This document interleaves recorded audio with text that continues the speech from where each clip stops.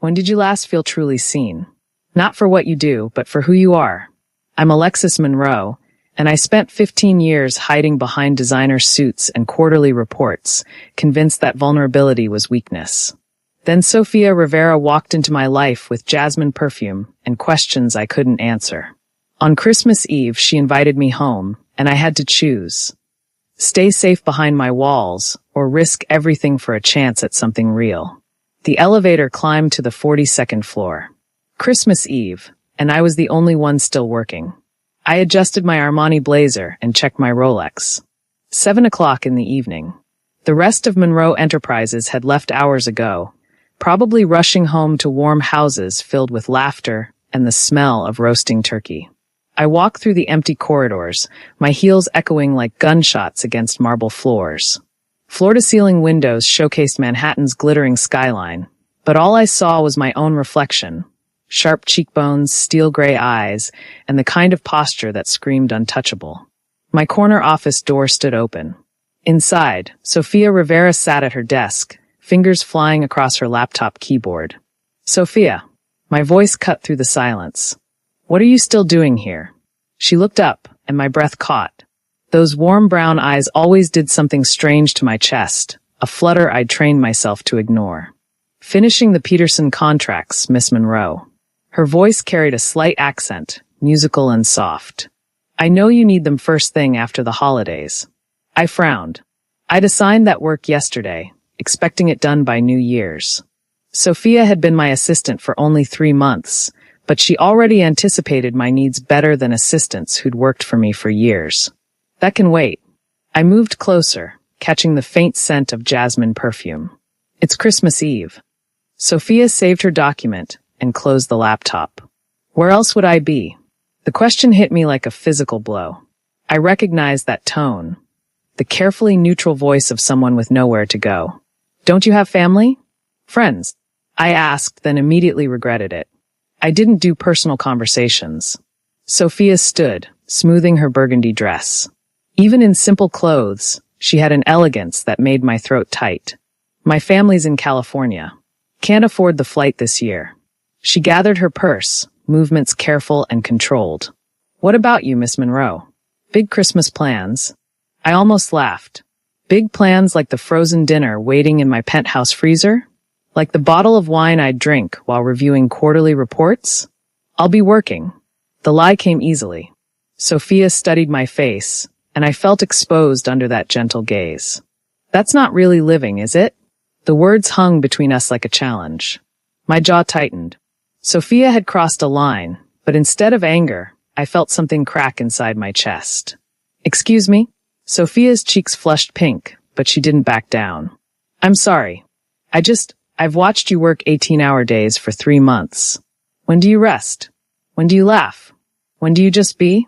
My hands clenched into fists. How dare this woman, this employee, question my life choices? I'd built a $3 billion company from nothing. I'd proven that a woman could dominate Wall Street without compromising or apologizing. But Sofia's eyes held no judgment, only concern, and that gentleness undid every defense I'd built. "I don't know," I whispered, the admission tearing from my throat. The silence stretched between us, heavy with possibility. Outside, snow began to fall, coating the city in white. Sofia stepped closer, close enough that I could see gold flecks in her brown eyes. "Alexis." "Miss Monroe," I corrected automatically. Sofia smiled, soft and knowing. "Alexis, when's the last time someone cooked for you? Real food, not restaurant takeout." My mind went blank. I couldn't remember. My housekeeper left meals in the fridge sometimes, but cooking? Someone actually preparing food with care? "I don't. Come home with me." The words dropped between us like stones in still water, creating ripples I felt in my bones. Sofia's face had gone bright red, but her voice stayed steady. "I know it's forward and you're my boss, but—" Sofia took a shaky breath. "Nobody should spend Christmas alone. I make a mean lasagna, and I have a tiny apartment with a Christmas tree that's probably too big for the space." I stared. In 35 years, no one had ever invited me home. Business dinners, charity galas, networking events, yes. But home? A place where someone might see me without armor? Sophia. Just think about it. Sophia gathered her coat, movements quick now, embarrassed. I live in Brooklyn, Sunset Park. If you change your mind. She scribbled her address on a sticky note and placed it on my desk. Our fingers brushed, warm skin against cold, and I jerked back like I'd been burned. Sophia headed for the door, then paused. You know what I see when I look at you? My throat closed. What? Someone who's been strong for so long, she forgot it's okay to be soft sometimes. And then she was gone, leaving me alone with the echo of her heels and the faint scent of jasmine. I picked up the sticky note with trembling fingers. An address in Brooklyn, a place where someone wanted me. Not my money or my connections or my reputation. Just me. I looked out at the falling snow, at the city preparing for Christmas morning. For the first time in 5 years, I wondered what it would feel like to have somewhere to belong. I stared at Sophia's address for 20 minutes after she left. The sticky note felt heavier than paper should. Brooklyn. I'd lived in Manhattan for 15 years and barely crossed the bridge except for business. Sophia's world might as well be on another planet. My phone buzzed. A text from my driver. Ready for pickup, Miss Monroe? I'd planned to go straight home, open that bottle of wine, review the Morrison files, fall asleep at my desk like last Christmas. Instead, I found myself typing. Change of plans, James. We're going to Brooklyn. The drive through Manhattan's decorated streets felt surreal. Families walked together, children pointing at window displays while parents carried shopping bags. I pressed my face to the tinted glass, watching lives I'd never lived. You sure about this address, Miss Monroe? James glanced in the rearview mirror as we entered Sunset Park. This neighborhood's a bit different from the Upper East Side. It's fine, James. My voice came out sharper than intended. But my heart hammered as we pulled up to a narrow brownstone with fire escapes zigzagging down its face. Christmas lights twinkled in most windows. Sophia's building looked warm, lived in real. I sat frozen in the back seat. What was I doing? I was a CEO worth $3 billion. I didn't show up uninvited at my assistant's apartment on Christmas Eve. My phone rang. My mother. Alexis, darling, we're having a wonderful time in Aspen. The Hendersons send their regards. That's nice, Mother. My voice sounded hollow even to myself. You're working too hard again, aren't you? You should find a nice man. Settle down. At your age. I ended the call. At my age. 35, and apparently past my expiration date for happiness. I looked up at Sophia's building. Light glowed from a third-floor window. James, you can go. I'll take a cab back. Ma'am, you sure? I was already stepping onto the sidewalk. Go home to your family. It's Christmas Eve. The cold hit me like a slap. My designer coat wasn't meant for Brooklyn winters. I climbed the front steps on shaking legs. The buzzer for 3B had S. Rivera written in cheerful purple ink. I pressed it before I could change my mind. Hello. Sophia's voice crackled through the intercom. It's Alexis. Silence. Then, oh my God. Really? Come up. 3rd floor. The door buzzed. I climbed narrow stairs that smelled like garlic and something sweet, cinnamon maybe.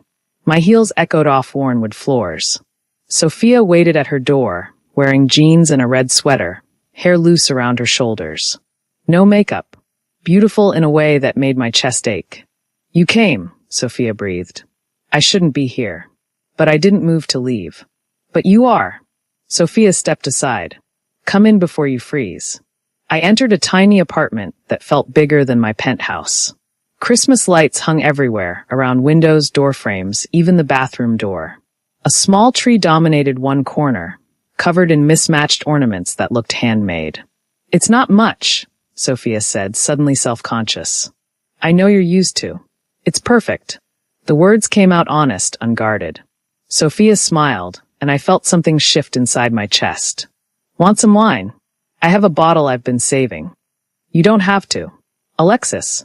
Sophia moved closer, and I caught that jasmine scent again. You came to my home on Christmas Eve. I'm opening the good wine. While Sophia disappeared into her kitchen, I studied the apartment. Photos covered every surface, Sophia with friends, with an older woman who must be her mother, laughing at restaurants and beaches. A life full of connections. That's my mom, Sophia called from the kitchen. She'd love you. She always says successful women are just women who decided to stop apologizing. I picked up another photo, Sophia in graduation robes, beaming beside a tall black woman in professor's garb. College roommate, Sophia appeared with 2 wine glasses. Dr. Keisha Washington. Now she's saving the world, one patient at a time in Detroit. You have a lot of friends. I accepted the wine, careful not to touch Sophia's fingers. You say that like it's surprising. I sipped the wine, something rich and warm that probably cost $20 but tasted better than my $500 bottles. I don't have friends. Sophia settled onto her couch, curling her legs under her. By choice. I remained standing, suddenly aware I was still wearing my business armor. I suppose. Or because you've convinced yourself you don't deserve them? The question hit like a physical blow. I set down my wine with shaking hands. You don't know anything about me. I know you work until midnight every day. I know you eat lunch at your desk because you think leaving your office shows weakness. I know you haven't taken a vacation in 3 years. My jaw tightened. You've been watching me. I've been caring about you. Sophia's voice stayed soft, gentle. There's a difference. The words cracked something open in my chest. When was the last time someone had cared about me without wanting something in return? Why? The question came out broken.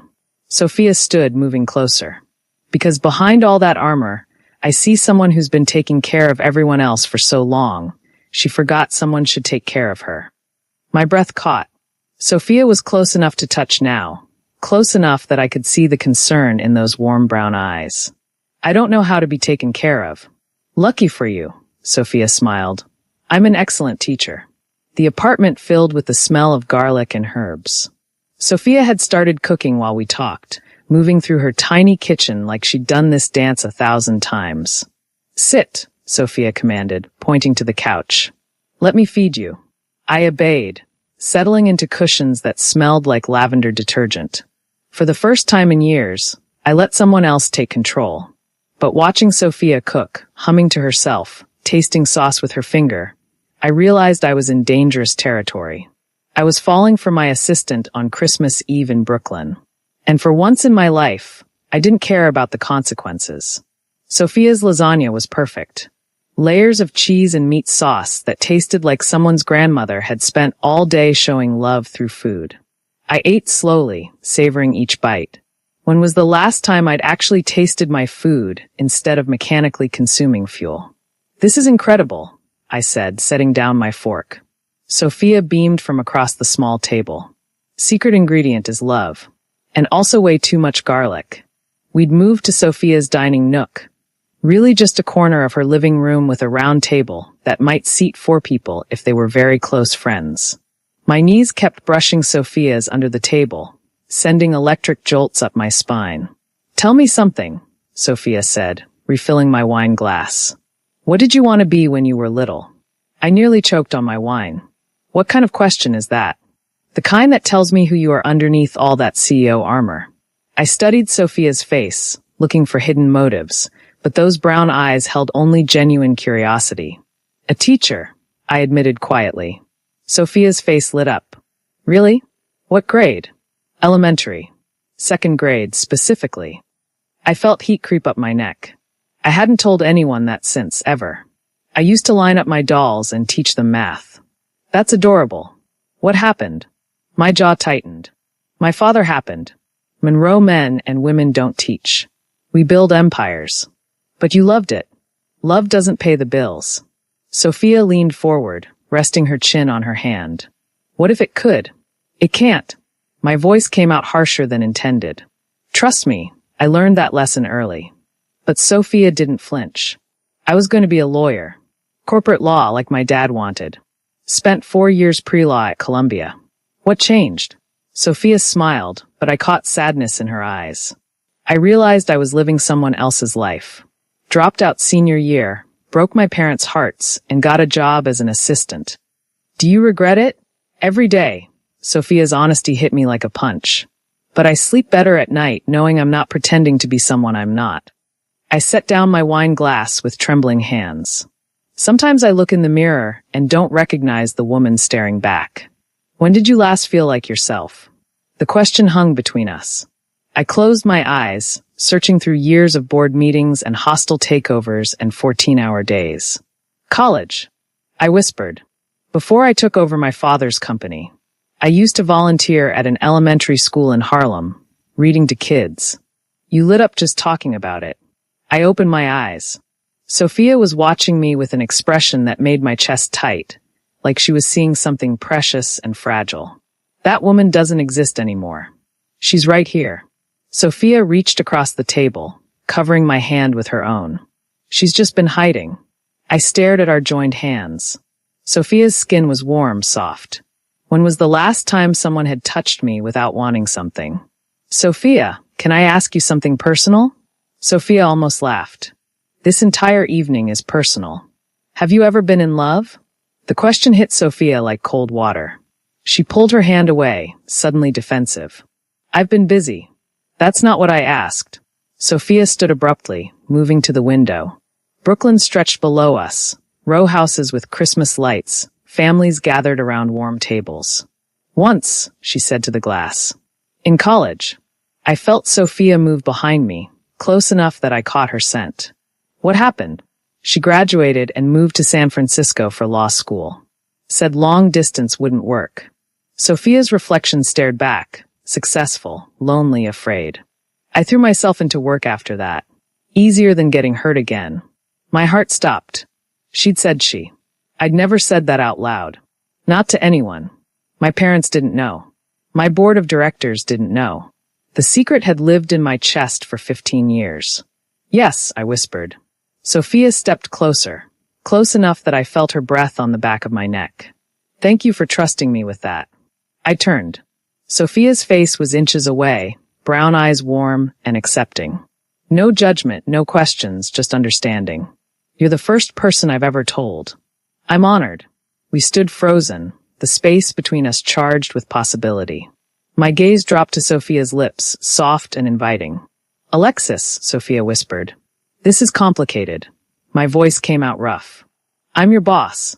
You're also a woman who's been alone too long. Sophia reached up, fingers gentle as they traced my cheek. I leaned into the touch, starved for softness. I don't know how to do this. Do what? Let someone care about me. Sophia's smile was radiant. Lucky for you, I'm an excellent teacher.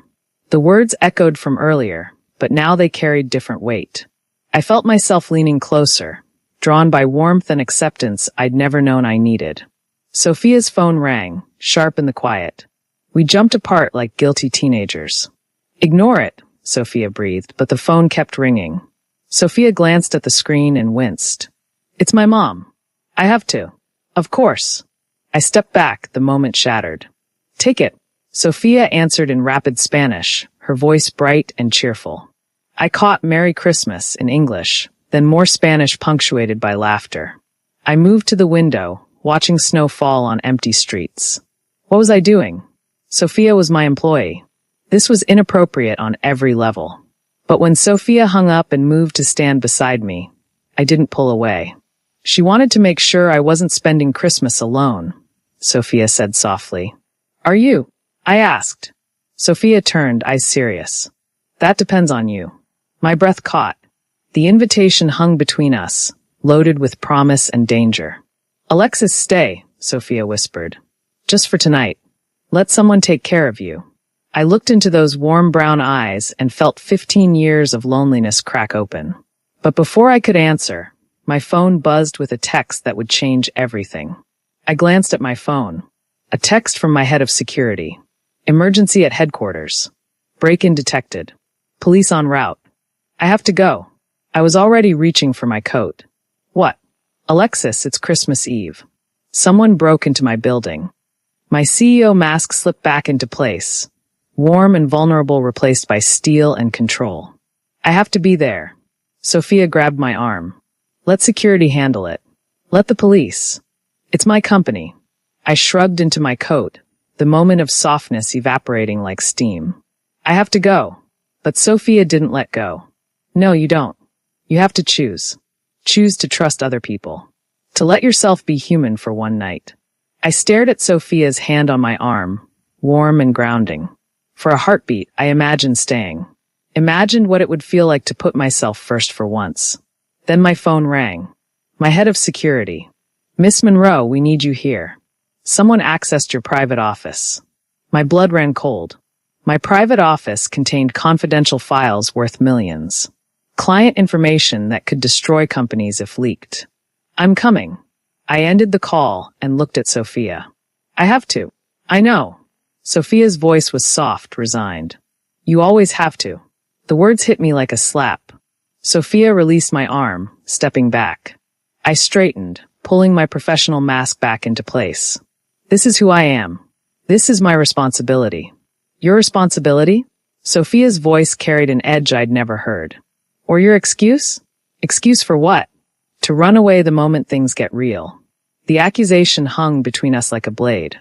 I felt exposed, seen in a way that made me want to flee. That's not. Isn't it? Sophia's eyes flashed with hurt and anger. Something beautiful was happening here, Alexis. Something real. And the second your phone buzzed, you couldn't wait to leave. My hands clenched into fists. My company is under attack. People are counting on me. I'm counting on you too. The words were quiet, but they hit me like thunder. Sophia stood in her tiny apartment with Christmas lights twinkling around her, offering something I'd never dared to want. Sophia. Go. Sophia turned away, voice carefully controlled. Handle your crisis. It's what you do best. I hesitated at the door. Sophia's back was rigid, arms wrapped around herself like armor. Everything in me screamed to stay, to choose the woman who'd seen past my defenses. Instead, I opened the door. This isn't over, I said. Sophia didn't turn around. Yes, it is. I left Sophia's warmth and stepped into the Brooklyn cold, my heart hammering against my ribs. The ride back to Manhattan felt endless. James must have broken several traffic laws getting me there. I stared out at the empty streets, second-guessing every choice that led me back to the life I'd built. Monroe Enterprises towered against the night sky, dark except for security lights. Police cars crowded the entrance. My heels clicked against pavement as I approached the chaos. Ms. Monroe. Detective Rodriguez met me at the door. We've secured the building. The perpetrator's gone, but they left something in your office. My blood chilled as we rode the elevator to the 42nd floor. My office door stood open, yellow tape across the threshold. Inside, my desk had been ransacked, files scattered across marble floors. But on my leather chair sat a single manila folder. We haven't touched it, Rodriguez said. Waiting for your go-ahead. I pulled on latex gloves with shaking hands. The folder contained a single photograph. Me and Sophia. Tonight. Through Sophia's apartment window. My knees almost gave out. I gripped my desk, mind racing. Someone had followed me to Brooklyn. Someone had watched us have dinner, had seen Sophia touch my face, had captured our moment of intimacy. Miss Monroe. Rodriguez moved closer. You recognize this? I forced my voice steady. It's my assistant. Someone's threatening her to get to me. But even as I said it, I knew it was more than that. The photograph was a message, a reminder that I lived in a fishbowl, that anyone who got close to me became a target. We'll need to question Ms. Rodriguez checked his notes. Rivera. Sophia Rivera. My throat closed around the name. She doesn't know anything. This is about me. I stared at the photograph. Sophia's face captured in profile, laughing at something I'd said. Beautiful and unguarded and completely vulnerable. We'll post security at her building, Rodriguez said. No. My voice came out sharp. She doesn't need to know about this. Ma'am, if someone's targeting her. They're targeting me. I crumpled the photograph in my fist. She's just collateral damage. But as I said the words, I realized they were true in more ways than one. Sophia would always be collateral damage in my life. Anyone who got close would become a target, a weakness enemies could exploit. I'd been right to leave. I'd been protecting Sophia, even if she couldn't see it. My phone buzzed. A text from an unknown number. Merry Christmas, Alexis. Choose your friends more carefully. My hands shook as I forwarded the message to my security team. Whoever was behind this knew about Sophia, had watched us together, had seen my one moment of vulnerability. Miss Monroe? Rodriguez was studying my face. You sure you're not holding anything back? I straightened, slipping back into the role I'd perfected. Untouchable CEO who felt nothing, needed nothing, risked nothing. I'm sure. Sofia Rivera is just my assistant. This is corporate espionage, nothing more. The lies tasted bitter, but they rolled off my tongue with practiced ease. This was why I stayed alone. This was why love was a luxury I couldn't afford. As police processed my office and security swept the building, I stood at my window looking out at Brooklyn. Somewhere across the bridge, Sofia was probably cleaning up dinner plates, wondering why I had run. I pressed my palm against the cold glass and made a choice that would haunt me for the rest of my life. I would protect Sofia by staying away, even if it killed me. 3 weeks passed like a blur of gray winter days and endless work. I threw myself into Monroe Enterprises with renewed fury, arriving before dawn and leaving after midnight. I avoided Sofia's desk, conducted meetings through intermediaries, and spoke to my assistant only through emails marked urgent business only. Sofia tried to approach me twice. I walked past both times without acknowledgement. By the third week, Sofia stopped trying. I told myself this was better, safer. I'd increased security, hired a private investigator to track the threat, and built walls so high that nobody could touch me. The walls were working perfectly. They were also slowly suffocating me. You look like hell, my business partner, David Chun, no relation to Sofia, despite what my traitorous brain whispered, said during our morning meeting. When's the last time you slept? I didn't look up from my quarterly reports. Sleep is overrated. Alexis. David's voice carried concern that made my chest tight. What happened? 3 weeks ago, you were different. Almost happy. Now you're back to being the Ice Queen. My pen snapped in my grip. The Ice Queen built this company. The Ice Queen is going to destroy herself, David leaned forward, and everyone around her. As if summoned by his words, Sofia knocked on the conference room door. My heart lurched. Come in, David called. Sofia entered, carrying a stack of contracts. She'd changed her hair, shorter now, more severe. Dark circles shadowed her eyes. The Patterson merger documents, Sofia said, placing the papers on the table without meeting my gaze. Legal reviewed everything. They're ready for your signature. I stared at Sofia's hands, remembering how they'd felt covering mine. Warm, safe, real. Thank you, I said stiffly. Sofia turned to leave, then paused. There's one more thing. The board meeting next week. Handle it. I cut her off. I don't have the authority to. Then get it. My voice came out cruel, dismissive. That's what assistants do, isn't it? Handle things I don't want to deal with. Sofia flinched like I'd slapped her. Color drained from her face, then flooded back in angry red patches. Of course, Miss Monroe. I'll handle it. The formal title hit me like ice water. For 3 months, Sofia had called me Alexis. The return to formality felt like a door slamming shut. Sofia left without another word. David stared at me with something approaching disgust. What the hell was that about? I forced my attention back to the contracts, but the numbers blurred on the page. I don't know what you mean. Sofia's the best assistant you've ever had. She actually cares about you, which is more than I can say for most people in your life. David stood abruptly. And you just treated her like garbage. She's an employee. She's a human being. David's voice was sharp. And unless I'm completely blind, she's a human being you have feelings for. My pen went still. That's ridiculous. Is it? Because I've watched you for 15 years, Alexis. I've never seen you look at anyone the way you look at her. My walls cracked just slightly. It doesn't matter. Why not? Because someone threatened her. Because loving me puts people in danger. Because I destroy everything I touch. The words came out broken, honest. David sat back down, voice gentler. Love is always complicated. Doesn't mean it's not worth it. My phone buzzed with another anonymous text. I'd been getting them daily for 3 weeks. Photos of Sofia leaving her apartment, walking to work, having lunch with friends. A constant reminder that Sofia was being watched because of me. I have to protect her, I whispered. From what? I stared at the latest photo. Sofia buying coffee, unaware she was being stalked. beautiful and vulnerable, and completely oblivious to the danger I'd brought into her life. From me. Before David could respond, my security chief called. "We found him," Marcus said without preamble. "The guy taking the photos. Corporate spy hired by Blackstone Industries. They wanted dirt on you to tank the Morrison deal." My blood ran cold. Blackstone was Monroe's biggest competitor, ruthless and vindictive. "Where is he now?" "FBI custody." "But Alexis," Marcus paused. "There's more. They didn't just want business intelligence.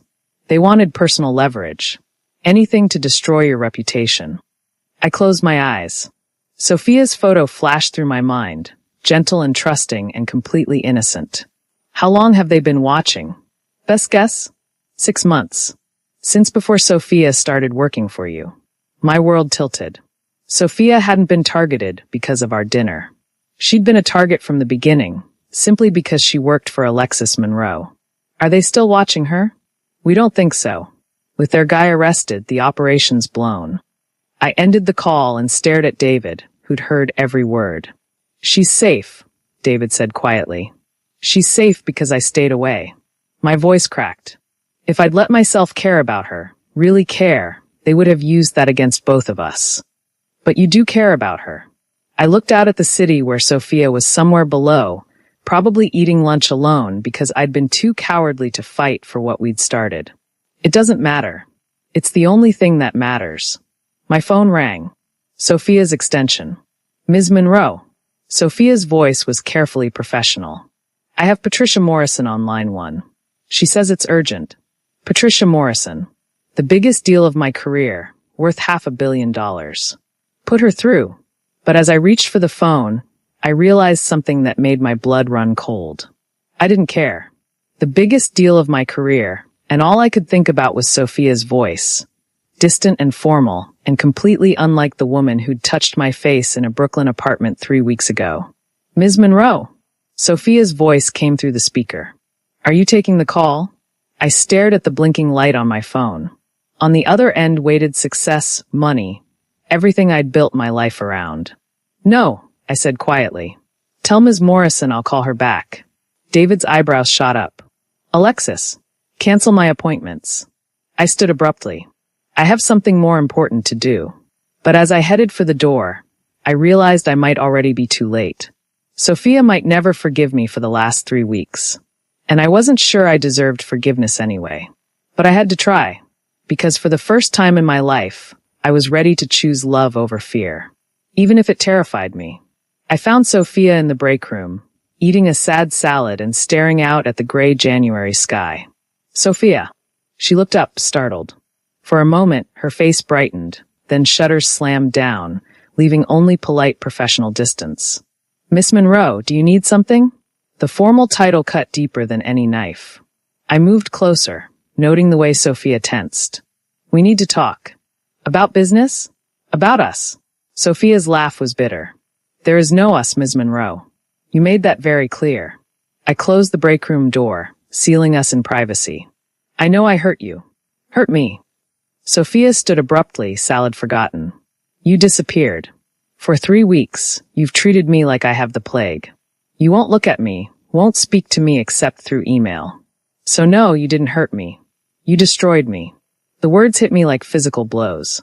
I'd known Sophia was upset, but seeing the pain in those brown eyes that used to look at me with warmth and acceptance, made my chest crack open. "I was protecting you." "From what?" I pulled out my phone, showing Sophia the photos I'd been receiving. Sophia's face went white as she scrolled through weeks of surveillance. Her leaving her apartment, walking to work, buying coffee, having lunch with friends. Photo after photo of her daily life, captured without her knowledge. "Someone was watching you," I said quietly. "Taking pictures. Threatening you to get to me." Sophia's hands shook as she gave back the phone. "How long?" 6 months. Since before you started working for me." Sophia sank into her chair like her legs had given out. "They were watching me because I work for you." "Yes. And you thought the solution was to, what? Ignore me until I quit." I flinched at the accuracy of that assessment. I thought if we kept things professional, they'd lose interest. "They." Sophia's voice was getting louder. Who's they? Blackstone Industries. They wanted dirt on me to tank the Morrison deal. I moved closer, desperate for her to understand. They were going to use you against me, Sophia. Use what we had, what we could have had, to destroy both of us. Sophia stared at me. So you sacrificed 3 weeks of our lives for a business deal. I sacrificed 3 weeks to keep you safe. Without asking me, Sophia shot to her feet. Without telling me, you decided what was best for me without giving me a choice. The accusation hit home because it was true. I had made the choice for both of us, cutting Sophia out of decisions that affected her life. Sophia, do you know what these 3 weeks have been like? Sophia's voice cracked. Wondering what I did wrong. Wondering if that night meant anything to you, or if I imagined the whole thing. It meant everything to me. Then why? Tears spilled down Sophia's cheeks. Why did you walk away? I felt my own walls crumbling, 15 years of careful control disintegrating in the face of Sophia's pain. Because everyone I've ever cared about gets hurt. Because loving me comes with a target on your back. Because you deserve better than a life lived in hiding. Sophia stared at me, tears still falling. That's not your choice to make. Isn't it? No. Sophia wiped her face angrily. You don't get to decide what I can handle. You don't get to protect me by destroying us. I reached out, then dropped my hand. I'd lost the right to touch Sophia weeks ago. The threat's gone now. The FBI arrested the photographer. You're safe. Am I? Sophia's voice was dangerously quiet. Because there will always be another threat, won't there? Another reason for you to run. Another excuse to choose fear over love. My throat closed. Because Sophia was right. There would always be another enemy, another scandal, another reason why Alexis Monroe couldn't afford to be vulnerable. I don't know how to be different. Then learn. Sophia moved closer, and I caught that familiar jasmine scent. It made me dizzy with want and regret. I can't ask you to live that life. What life? Security guards. Photographers. Threats. Knowing that caring about me makes you a target. Sophia reached up, cupping my face in her hands. I leaned into the touch I'd been starving for. Do you think I care about any of that? You should. Why? Because some corporate spy took my picture? Because your enemies might try to use me against you. Sophia's thumbs brushed away tears I didn't realize I was crying. Alexis, do you know what the worst part of these 3 weeks was? I shook my head, not trusting my voice. Not the danger. Not the threats. It was watching you disappear. It was seeing you choose your walls over my heart. My breath came in ragged gasps. Sophia, I fell in love with you that night in Brooklyn. Not Alexis Monroe, the CEO. Not the woman worth $3 billion. You. The woman who used to dream about teaching second grade. The woman who was brave enough to show up at a stranger's door on Christmas Eve. My knees almost gave out. You love me? I love you. Sophia's voice was fierce now, certain. The question is, do you love me enough to fight for this? I stared into Sophia's eyes, warm and fierce and absolutely certain. A month ago, I would have said no. Would have chosen safety over risk, control over chaos. But standing in a corporate break room with Sophia's hands on my face, I realized something that changed everything. I was tired of being afraid. I love you, I whispered. I love you so much it terrifies me. Sophia smiled through her tears. Good. Terror means you're alive. I leaned forward, resting my forehead against Sophia's. I don't know how to do this. How to be in love and still run a company. How to be vulnerable and strong at the same time. Lucky for you, Sophia whispered, echoing words from a Brooklyn apartment that felt like a lifetime ago. I'm an excellent teacher. I was about to kiss her. Finally kiss her, when the break room door burst open. David stood in the doorway, eyes wide. Behind him, I could see the entire executive floor staring through the glass walls. David said weakly. The Morrison deal just closed. Patricia wants to celebrate. I looked at Sophia, then at David, then at the audience of my employees watching their CEO, having an emotional breakdown in the break room. And for the first time in my life, I started laughing. Well, I said, still laughing as I took Sophia's hand. I guess we're public now. David stepped fully into the break room, closing the door behind him. Through the glass walls, I could see my employees pretending not to watch while obviously hanging on every gesture. So, David said carefully, should I assume this means you've worked out your communication issues? I looked at Sophia, whose face had gone red but who hadn't let go of my hand. Sophia, any objections to dating your boss in front of the entire company? Just one, Sophia said, surprising me. I quit. My heart stopped. What? Sophia's smile was radiant. I can't be your assistant and your girlfriend. Conflict of interest. But I hear the Morrison deal just closed, which means you need a new acquisitions consultant. David grinned. You know, Sophia, with your business background and inside knowledge of Monroe operations, you'd be perfect for that position. I stared between them. You planned this. We've been talking, David admitted. Sophia's wasted as an assistant. She has an MBA from Columbia and instincts that rival yours. Plus, Sophia added, squeezing my hand, as an executive, I'd be your equal. No power imbalance. Just two businesswomen who happen to be crazy about each other. I felt tears threaten again. Sophia had thought of everything. How to protect both our careers. How to make this work in the corporate world. How to build a relationship on equal footing. You realize this means you'll be in meetings with me every day, I said. Traveling together. Working late nights together. Terrible hardship, Sophia deadpanned. I pulled Sophia closer, no longer caring who was watching. You realize I'm difficult. Controlling. I work too much and I don't know how to turn off my brain. You realize I'm stubborn. I'll call you out when you're being unreasonable. I'll make you take vacations whether you want to or not. Promise. Promise. I cupped Sophia's face, thumbs tracing her cheekbones. You realize I love you completely, terrifyingly, in a way that makes me want to be better than I am. Sophia's smile could have lit up Manhattan. You realize that's exactly how I feel about you? This time, when I leaned in to kiss her, nothing interrupted us. Sophia's lips were soft and warm and tasted like forever. I poured 3 weeks of longing and a lifetime of loneliness into that kiss. And Sophia kissed me back like I was something precious. When we broke apart, I rested my forehead against Sophia's, breathing hard. So, I murmured, think your tiny Brooklyn apartment has room for a workaholic CEO who's never learned how to cook? I think, Sophia whispered back, it has room for the woman I love. Everything else we'll figure out together. I pulled back to look at Sophia. Really look at her. The woman who'd seen past my armor, who'd invited me home, who'd fought for us even when I had given up. What are you thinking? Sophia asked softly. That I spent 15 years building walls to keep people out, and you walked right through them like they were made of paper. Good walls are meant to keep bad things out, not good things. I laughed, the sound lighter than I'd felt in years. How did I get so lucky?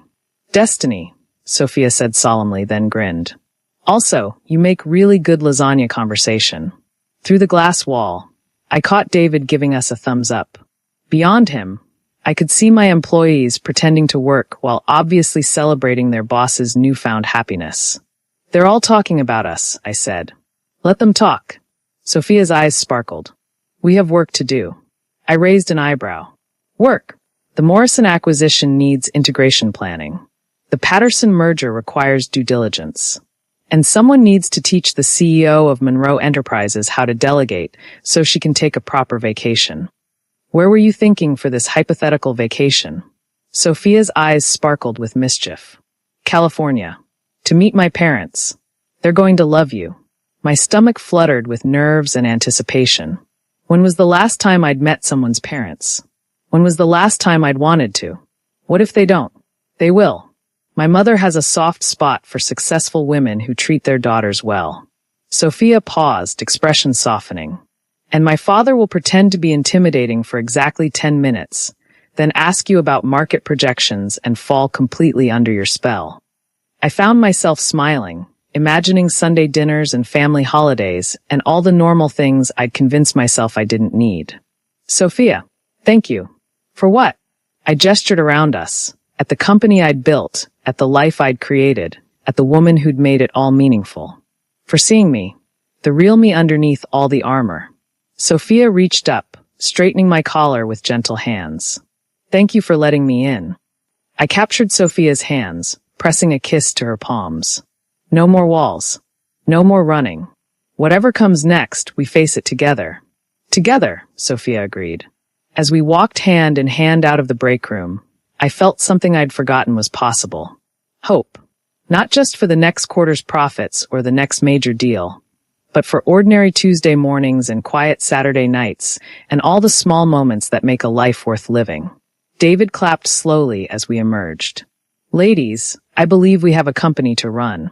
I squeezed Sophia's hand and smiled at my oldest friend. We certainly do. But for the first time in my career, work felt like the beginning of my story, not the end. Because now I had someone to build a life with, not just an empire. That evening, we went back to Sophia's Brooklyn apartment. I helped with dinner this time, burning the garlic bread and laughing when Sophia kissed my flour-covered nose. We ate by Christmas lights that Sophia had never taken down, talking about the future with the easy confidence of people who'd fought for their happiness and won. Later, curled up on Sophia's couch with my head on her shoulder, I watched snow fall outside the window and realized I was finally home. I love you, I whispered into the comfortable darkness. I love you too, Sophia whispered back. Merry Christmas, Alexis. Merry Christmas, Sophia. Outside, the city sparkled with promise. Inside, Sophia and I held each other tight and planned our beautiful, complicated, perfectly imperfect life together. Looking back, I realized that my journey wasn't just about finding love. It was about finding myself. The woman who dreamed of teaching second grade. The woman who was allowed to be soft. The woman who deserved happiness, not just success. If my story resonated with you, I'd be so grateful if you'd like and subscribe. Your support means everything. Leave a comment and tell me which part touched you most. I genuinely want to know.